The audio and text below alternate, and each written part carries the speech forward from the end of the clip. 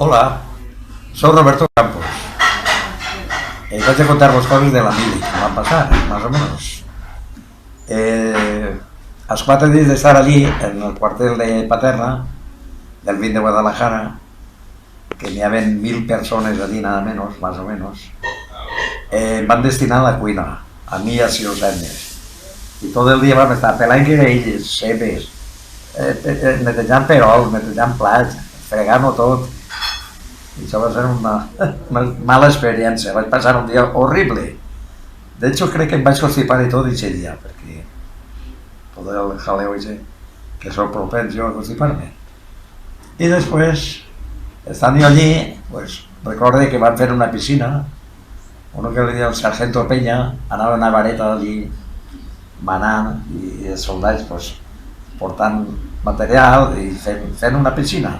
Hi havia 2 germans que eren topògrafos, que són els que van dirigir, eren soldats igual que jo, van dirigir l'obra de la piscina.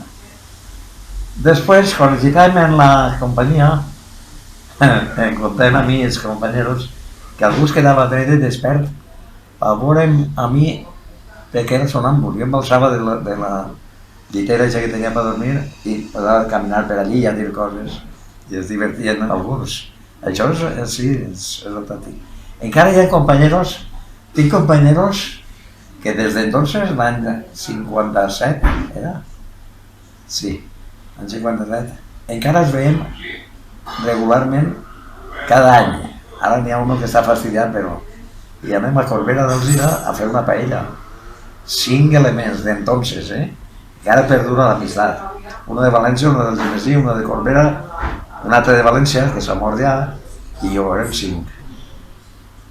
I passàvem bomba, un dia bomba, recordant coses de la mili, i ja després un dia també van fer allí un festival, el dia de la patrona de la infanteria, que era la Puríssima, van fer allí tots els soldats, els mandos i tot, un festival, pues mira, jo hi havia uno que tocava l'harmònica, que era de Xètiva, si no recordo mal li diem Bertomeu, i jo la guitarra, pues, ja acompanyava un poc la guitarra i vam eixir a cantar també, van cantar l'himne d'infanteria. I mira que sorpresa que de repente comencem l'himne i es planta hasta el coronel. Així no en tenien malalt. Jo estava entonces destinat en el carrer Pasqual i Genís, en auditoria de guerra, que estava en unes oficines, temes de la guerra, expedients i coses d'aixes. I resulta que l'arribar a mi no em va pillar allí, però als pocs dies d'anar em donaven per desaparegut, perquè jo estava així, i em donaven per desaparegut.